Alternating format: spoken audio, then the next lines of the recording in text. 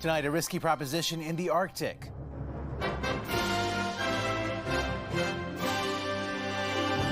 Ottawa considers putting Canadian boots on the ground in Greenland. Just to show the Americans that, you can't push around a NATO ally. Plus, how Donald Trump is tying his threats to seize the territory to not being awarded the Nobel Peace Prize, giving Canada's healthcare a red card. My main concern as an emergency physician is healthcare system capacity. What doctors fear could happen when the World Cup takes to the pitch in Canada. And a wish fulfilled.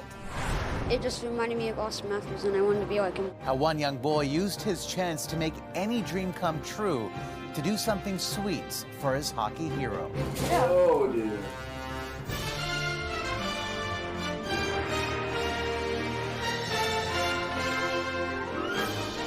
CTV National News with Omar Sachedina.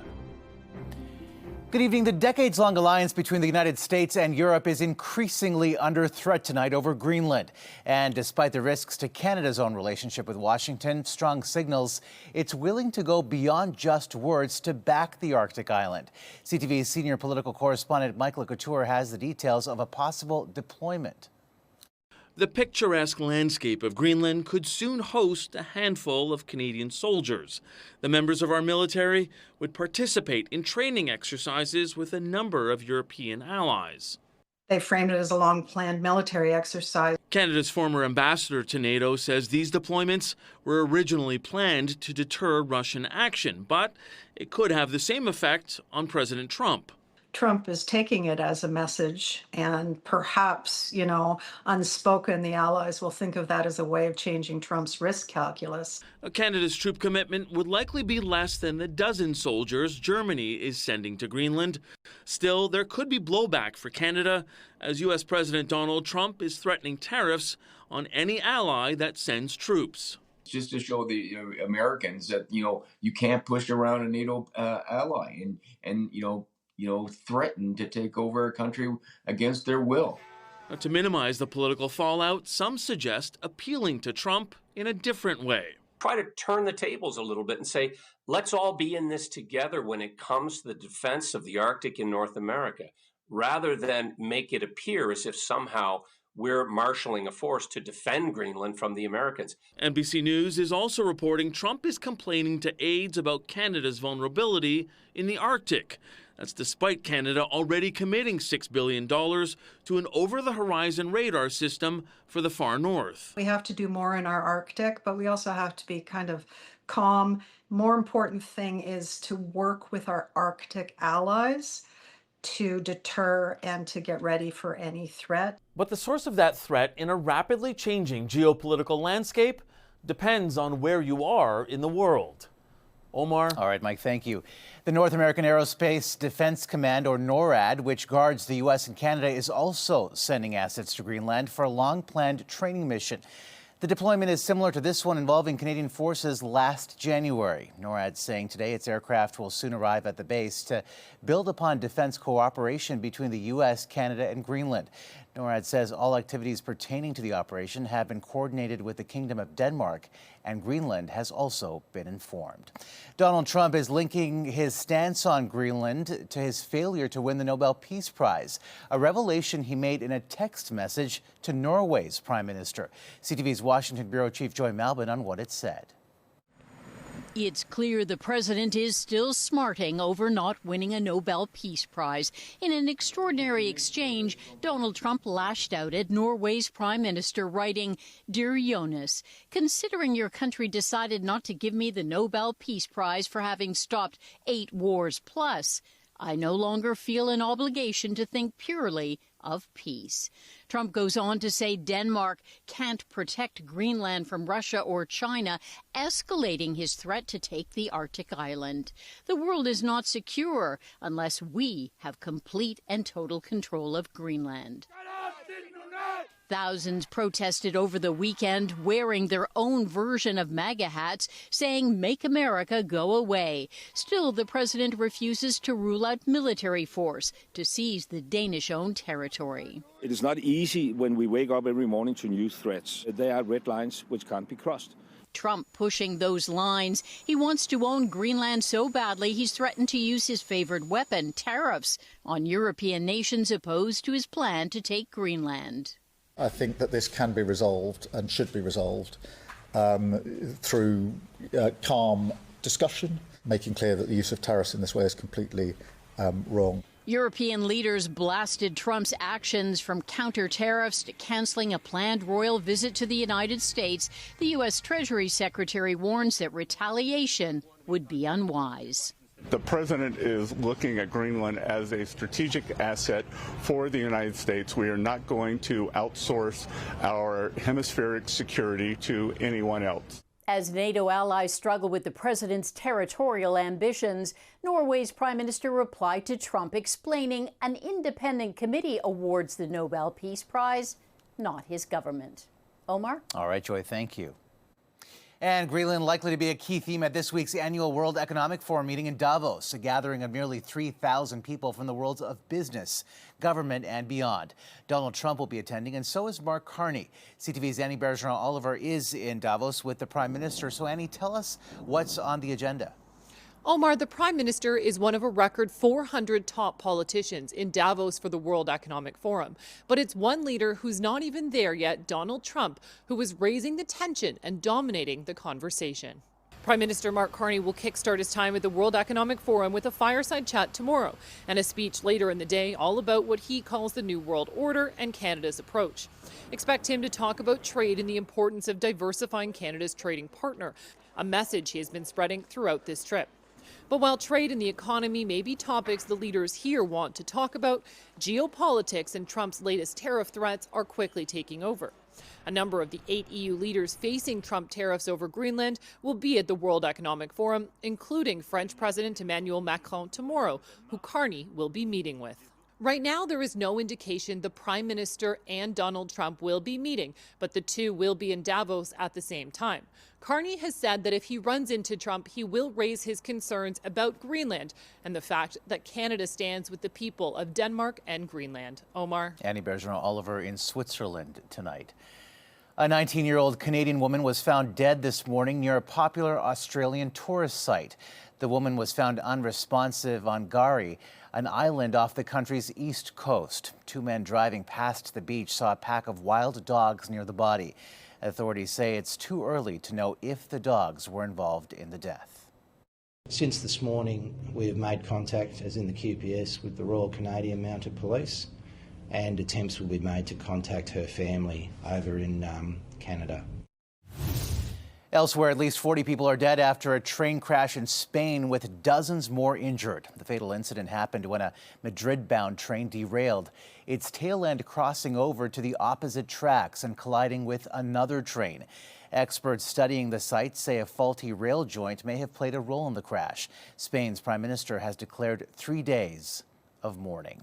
Back here at home, a Quebec family is desperate for answers tonight to crack an unsolved mystery: the disappearance of their son. The 22-year-old vanished nearly a year ago while on a ski trip to Mont Tremblant.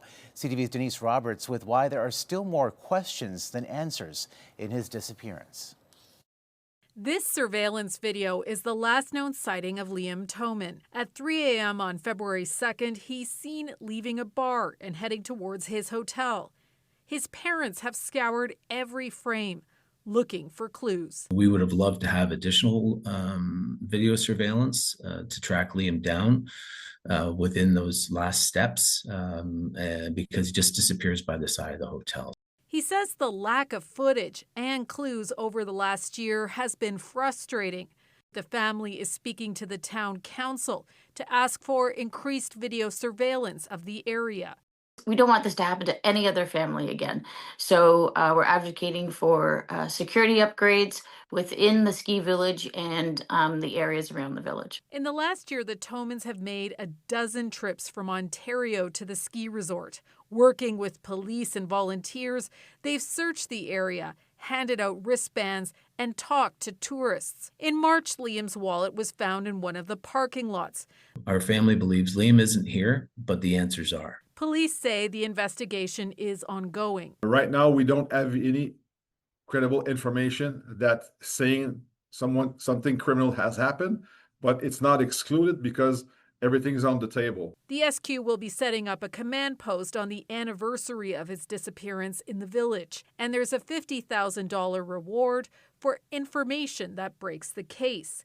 In the meantime, the family is doing whatever it can to get Liam's name and face out there. We are coming back and searching in the spring. We're not stopping. Denise Roberts, CTV News.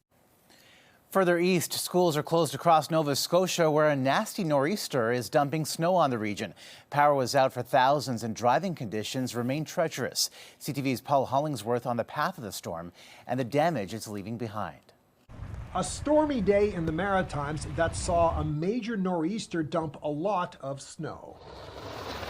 Police responded to multiple highway collisions in the Halifax area and urged people to avoid driving until roads were cleared.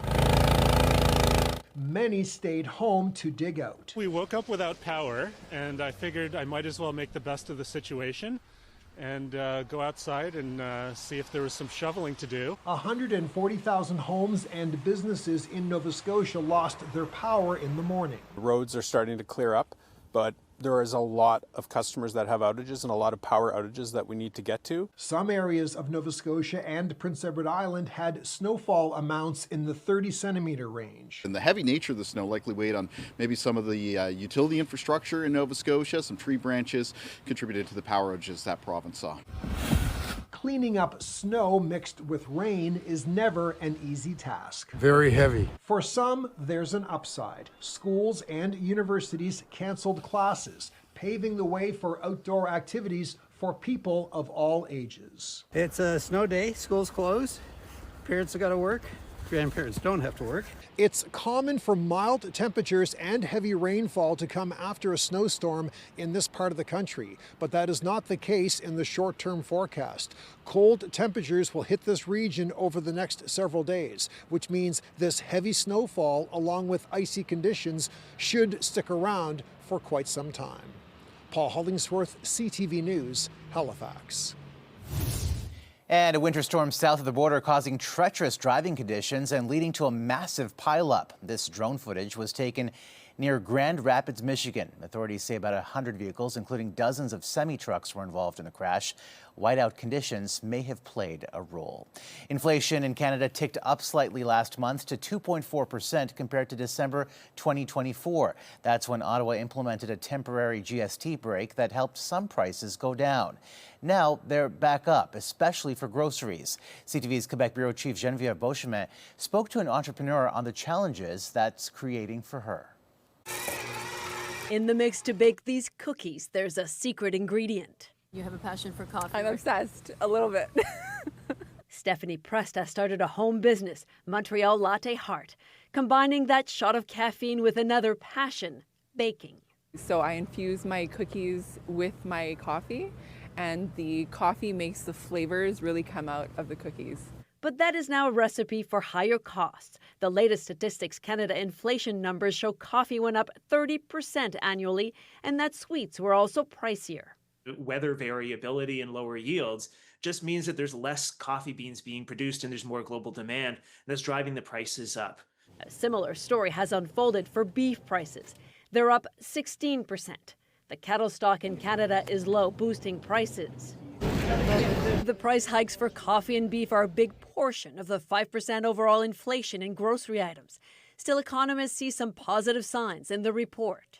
If you take out beef and some of the secondary effects on proteins, take out coffee, take out a couple of other things that have had extreme weather issues, the news is relatively optimistic for food prices going forward. For Presta, relief from rising prices could mean that investing in her passions is worth the hard work. There were moments this Christmas where I was like, what am I doing? Why am I doing this? And with the cost of dining out going up too, it's hard to find a treat at a sweet price. Geneviève Beauchemin, CTV News, Montreal. Coming up, a potentially ugly situation for the beautiful game.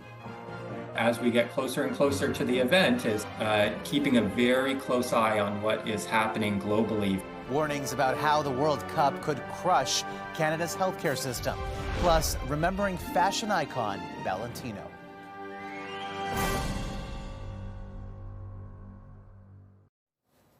Canada is just a few months away from hosting the world for soccer's biggest event. The World Cup will bring hundreds of thousands of people to our shores. But that is exactly why some are sounding the alarm tonight. CTV's Heather Wright with what's sparking the concern. As Toronto and Vancouver prepare to host the beautiful game, some doctors are calling out the ugly reality of large events. My main concern as an emergency physician is healthcare system capacity.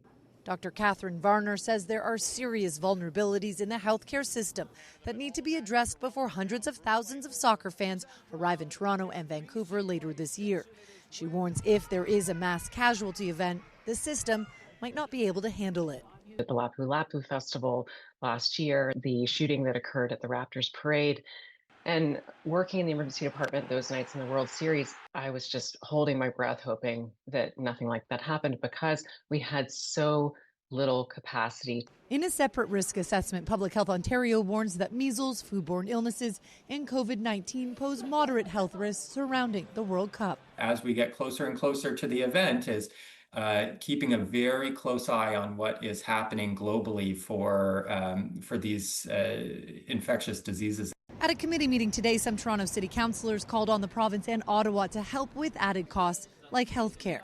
So we're hoping that our partners and other orders of government will continue to be at the table with us and really taking a serious look about their financial responsibilities. When Ontario's premier was asked if the province would invest more into health care ahead of the tournament, he didn't address any World Cup specific funding. We're going to continue making sure that we deliver great health care at convenient locations.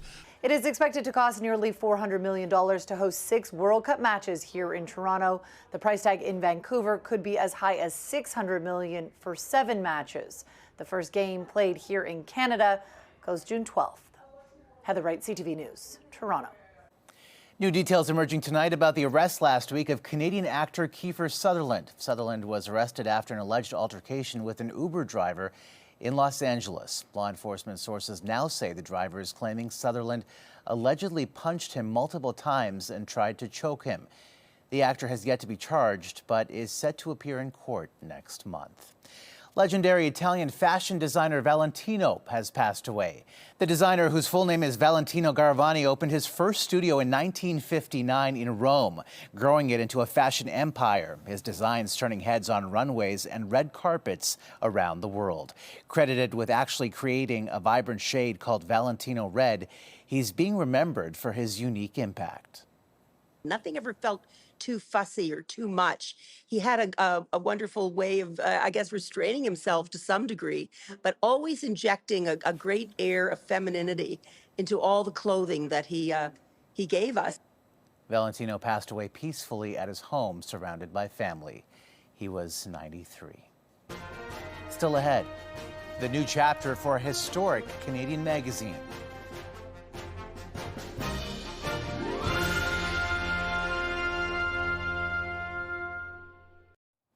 One of Winnipeg's historic student-run magazines has documented Canadian musicians for decades, but now it's in danger of being discontinued. CTV's Alex Karpa explains why and how the staff is working hard to preserve its legacy. Yeah, so this is the very first issue of Stylus magazine. These magazines represent a blast from the past. The Stylus at the University of Winnipeg is one of the longest-running student music magazines in the country. It's published by the university's Students Association, which has been printing these magazines since 1989. The magazine profiled several famous Canadian artists, including Sarah McLachlan, in its first edition in 1989. The magazine has continued to feature artists both locally and nationally since then. The school is now digitizing and archiving these magazines to ensure they aren't forgotten. We're also scanning every issue page by page. Almost the entire run of magazines dating back over 36 years have been preserved, with only 2 issues missing. There are about 210 or so issues. Digitizing and archiving hundreds of these papers here at the University of Winnipeg that span well over 3 decades comes at a time of uncertainty, as it is in danger of folding. Last year, funding dropped for the magazine due to a drop in enrollment at the university. Arts and culture is an area that is typically underfunded. across Canada. Brett Lahid says the magazine is an artifact of Winnipeg's cultural and heritage scene over the last several decades. It gives an opportunity for students and new artists to share their work. A new issue of the magazine was recently published, but Lahid says they only now have funding for 2 more issues in 2026, with the long-running magazine facing an uncertain future. Alex Karpa, CTV News, Winnipeg. Still ahead, a wish come true. How one little boy got to design something special for his hockey hero.